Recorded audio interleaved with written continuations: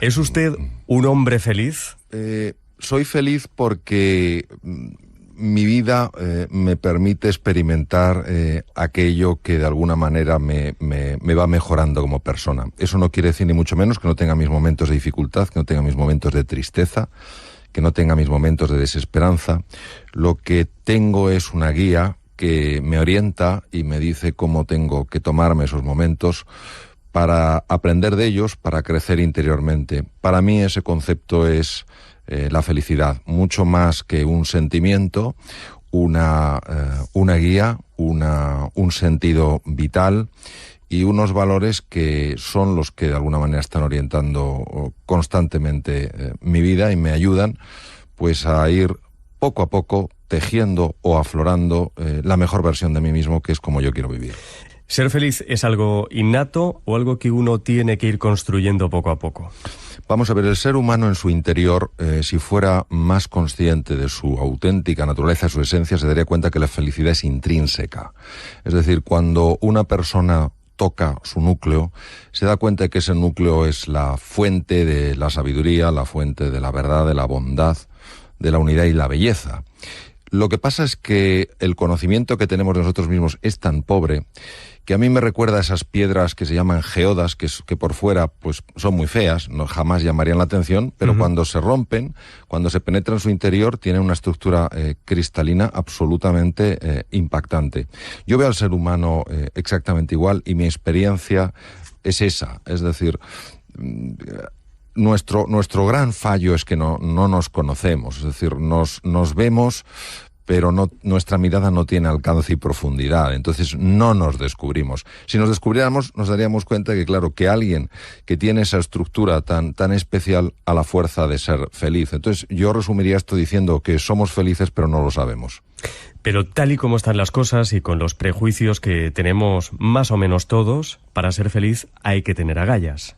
Sí, las agallas, la valentía me parece un elemento indispensable. El propio Winston Churchill, que le tocó vivir una época especialmente dura en la batalla de Inglaterra durante la Segunda Guerra Mundial, decía que la valentía es la virtud más importante porque de ellas deriva el resto. Y a mí sí que me gustaría mucho aquí definir el concepto de valentía. La valentía no es una emoción, la valentía es una decisión.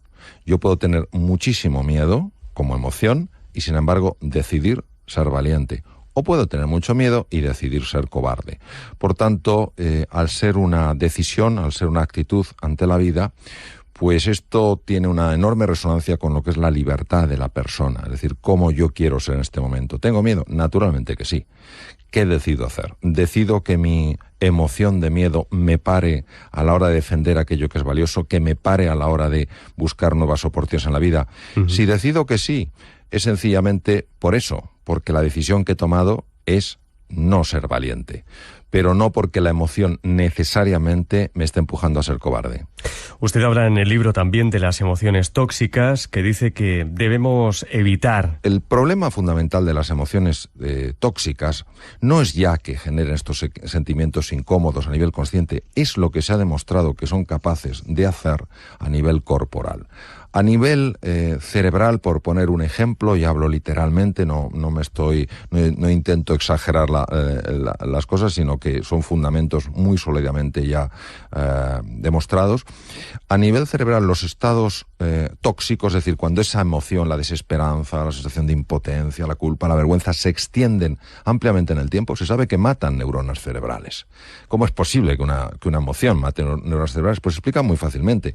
Una emoción es un cambio corporal, y ese cambio corporal implica cambios en los neurotransmisores, es decir, las hormonas intracerebrales, cambios en la química de la sangre, y hay cambios en estos neurotransmisores, hay cambios en la química de la sangre que son muy, muy dañinos para las neuronas, sobre todo para las neuronas de la región del hipocampo relacionadas con la memoria y el aprendizaje.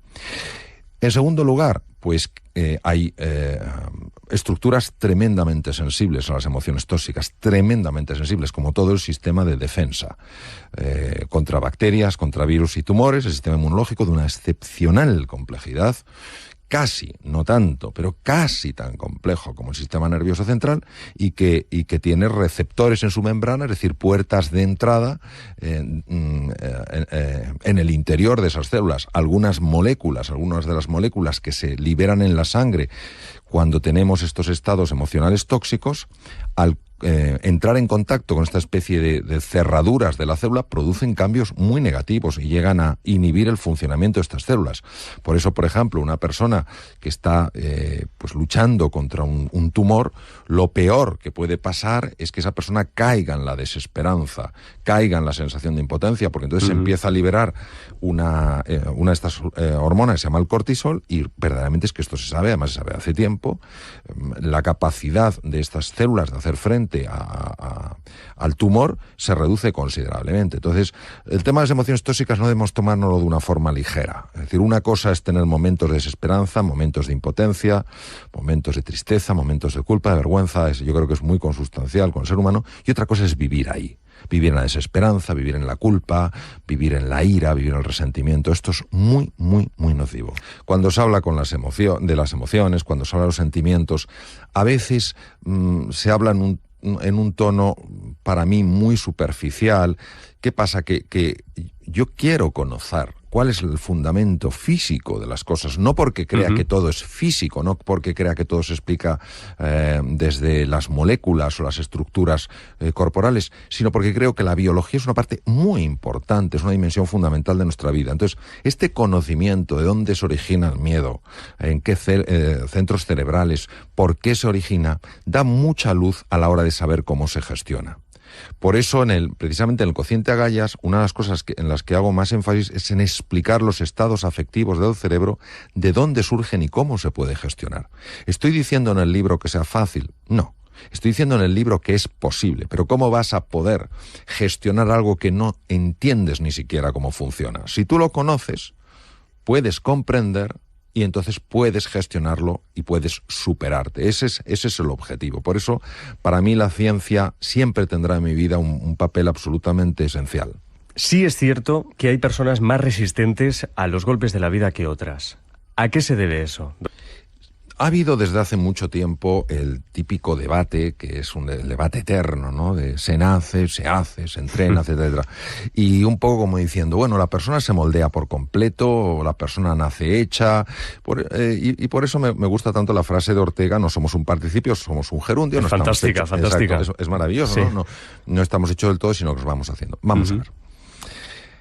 Hoy se sabe, porque se pueden utilizar tecnologías muy sofisticadas en niños muy pequeñitos, por ejemplo, poniéndoles unas gorritas que tienen electrodos y que por tanto pueden detectar la actividad cerebral, utilizando en niños un poquito más mayores cámaras de resonancia funcional magnética que no tienen radiación, que son campos magnéticos, y que una vez que el niño se ha acostumbrado a ese entorno, y para ello hay máquinas que son exactamente igual, pero no funcionan, pero hacen que el niño por lo menos se adapte a la máquina, y cuando se le pasa a la máquina auténtica no note diferencias. Que claro, el funcionamiento de la máquina auténtica es carísimo. Entonces, claro, no se puede dar uno el lujo de que el niño se adapte en la máquina auténtica, porque eso son horas que es una fortuna lo que vale.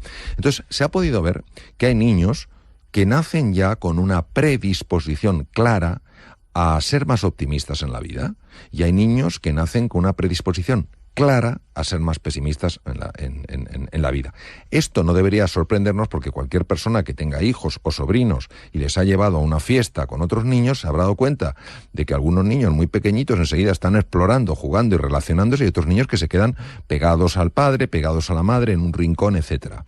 Esto, ¿qué quiere decir? ¿Quiere decir que venimos determinados por naturaleza? En absoluto. Quiere decir que venimos por naturaleza con una inclinación, con una tendencia a ver el vaso medio lleno o medio vacío. ¿Por qué digo que es una tendencia? Porque hoy, gracias al conocimiento de la neuroplasticidad, es decir, de la transformación cerebral, y sobre todo de lo que significa la fuerza del carácter, por eso el título, el cociente Agallas, se sabe cuando una persona está ilusionada, cuando una persona conoce estos procesos, cuando una persona está verdaderamente comprometida con entrenarse, le puede dar la vuelta a su personalidad como un calcetín. Es decir, una persona que nació con una tendencia a ver la parte oscura, negativa de la vida, empieza a ver el lado positivo. Claro, ver el lado positivo no quiere decir no ver la dificultad, quiere decir fijarse más en la oportunidad. Mientras que personas que nacen con la tendencia a ver el lado positivo, si se duermen en los laureles, si piensan que como ya han nacido con eso, pues está todo hecho, pueden ir perdiendo esa capacidad de ver el lado positivo, contaminándose a veces por la toxicidad que hay en el entorno, porque muchas veces, sobre todo en situaciones complicadas como la actual, donde la mayor parte de las conversaciones lamentablemente son de tono negativo, que es el tipo de contrario que tendríamos que tener, se van contaminando si no hacen un trabajo, porque se fían demasiado con lo que nacieron. Entonces, al final, es verdad que hay personas que nacen con una lotería, les ha tocado la lotería, han nacido con una capacidad, sobre todo, de ver el lado luminoso de la vida, y hay otros que han nacido con un desafío. Pero esto es como todo en la vida. Unos nacemos con unas cosas, otros nacemos con otras, y al final depende mucho no solo de ese temperamento con el que has nacido, sino de cómo tú, utilizando tu inteligencia y utilizando la fuerza de tu voluntad libre, vas moldeándote a ti mismo. Es decir, vivimos pensando que deberíamos tener una vida mejor, pero no hacemos nada para remediarlo. Sí, vamos a ver. Tenemos una inclinación en general, por supuesto no se puede aplicar a todo el mundo, en general tenemos una tendencia, una inclinación a fijarnos más en lo que no tenemos que en lo que tenemos, en lo que no hemos alcanzado que en todo lo que hemos conseguido, en lo que está mal de la vida y no todas las cosas que están bien. Damos por supuesto tantas cosas y solo nos damos cuenta de su valor cuando lo perdemos. Es decir, yo qué sé, vas perfectamente por la calle, un día te da un tirón y te das cuenta de que te tienes que ir moviendo como puedes. Y esto es una cura de humildad. Entonces, una cosa es ser conscientes de que los límites que nos ponemos muchas veces son límites absolutamente falsos, que nos limitan, que nos encogen, que nos empequeñecen. Y otra cosa es no ser conscientes de que como seres biológicos somos vulnerables, envejecemos, enfermamos, tenemos defectos, tenemos virtudes, tenemos cosas que no llegamos, y congraciarnos, aceptar esa realidad es fundamental. Muchas veces el grado de aceptación que tenemos con nosotros mismos es muy pequeño. Nos apoyamos muy poco en los fracasos, toleramos muy mal nuestras imperfecciones. Y en el fondo, esto es un camino absolutamente equivocado, al menos desde mi experiencia. Cuando uno se acepta totalmente, decir, pues bueno, a mí se me da muy bien, digamos, una determinada cosa y otra se me da mal. Bueno, yo tengo unas cosas buenas y otras cosas no tan buenas, me acepto en mi totalidad y a partir de ahí voy a empezar a superarme. Uno no se supera si se está constantemente criticando o criticando a los demás. Y desde el punto de vista ya de nuestra implicación en el entorno, no hay más que ver qué cantidad de gente o qué cantidad de personas nos quejamos y qué pocas personas están haciendo propuestas de mejora. Vamos a ver, la queja, si no va seguida de una propuesta de mejora, no sirve para nada. Pero es más fácil criticar que construir. Mete más ruido un árbol en un bosque que se cae que 100 árboles que están creciendo. Entonces, claro, salvo que haya nacido uno con esa predisposición para ver el lado positivo, tiene que hacer un esfuerzo, tiene que hacer un trabajo diario para enfocar su atención en aquellas cosas de la vida que sí están bien, en aquellas cosas de la vida que sí pueden mejorarse. ¿Aprender a controlar la mente es el mejor camino para tener una vida plena, para cuidar también nuestro cuerpo mejor? Yo casi cambiaría la palabra controlar por gestionar, porque controlar es como intentar dominar, intentar manipular, y la mente es demasiado poderosa como para eso. Sin embargo, gestionarla sí, y por supuesto la gestión de la mente transforma por completo la vida, ya que la mente tiene implicaciones en la salud física, obviamente en todo lo que son procesos mentales, e incluso tiene un impacto a nivel anímico. La actitud contemplativa es una actitud que lo que invita es a la serenidad, al descubrimiento y a saborear la vida. Lo mismo cuando se aplica a la comida, saborear la comida, no sencillamente engullir. Y la comida tiene mucha más importancia de lo que imaginamos. Está obviamente el tema del sabor. Tiene implicaciones sobre todo en el funcionamiento de la flora bacteriana, lo que se llama la microbiota, que a su vez tiene un impacto directo en el funcionamiento del cerebro. Es muy frecuente hoy en día que las personas se quejen de trastornos digestivos. Sí. Y parte de ese trastorno es por la cantidad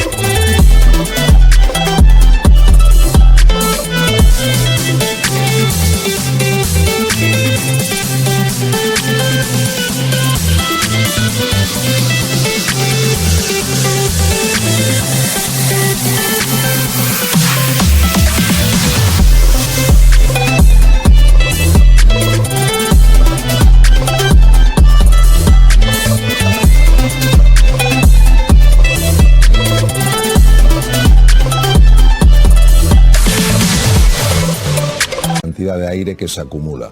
Cuando una persona traga la comida en lugar de masticarla adecuadamente, está tragando también aire y el tubo digestivo no sabe qué hacer con ese aire. Distiende las paredes del estómago, las paredes del colon y esto genera un montón de problemas funcionales. Por otro lado, la salivación está hecha precisamente para eso, para digerir bien los alimentos. Todo esto, como comentaba antes, tiene una repercusión en el funcionamiento en conjunto del tubo digestivo. Cuando uno come despacio, está reduciendo los niveles de tensión. Yo sé que hay personas que se ponen más tensas cuando comen despacio, pero eso no quiere decir que el comer despacio te ponga tenso. Es que nos hemos acostumbrado a vivir de una forma, digamos, entre comillas, desordenada. Cuando una persona come más despacio, se genera un mayor estado de serenidad, que no solamente afecta, obviamente, al funcionamiento en su conjunto del tubo digestivo, sino que también afecta al conjunto de la persona. Pero también nuestra respiración. Nosotros tenemos varios músculos respiratorios y el más importante es el diafragma. El diafragma es un músculo único en cuanto que tiene control inconsciente y control consciente. Por eso no tenemos que estar despiertos todo el tiempo, sino que la respiración se mantiene. Y sabemos perfectamente que cuando se respira de forma adecuada cambian procesos cerebrales. Se sincronizan mejor los dos hemisferios cerebrales. Sabemos que en las situaciones de estrés se produce un cambio brutal en el patrón respiratorio. Y cuando una persona aprende a respirar, sobre todo con el diafragma, el estado de serenidad empieza a aparecer de nuevo en su vida. Por eso es muy importante la respiración. ¿Y por qué es tan importante dormir lo suficiente? Porque durante el sueño se libera una hormona que se llama la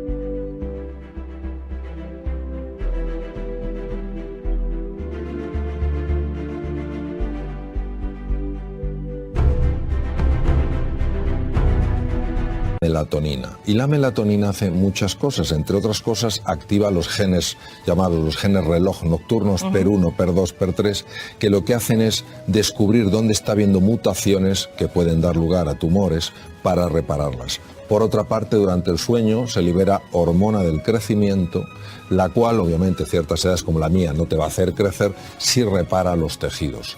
Y además, durante el sueño se activa un sistema muy especial que es el sistema linfático, que no es el linfático, correspondería al sistema linfático del cerebro, que permite la eliminación de proteínas tóxicas que se acumulan por la actividad cerebral, que si no se eliminan pueden facilitar con el paso de los años enfermedades neurodegenerativas.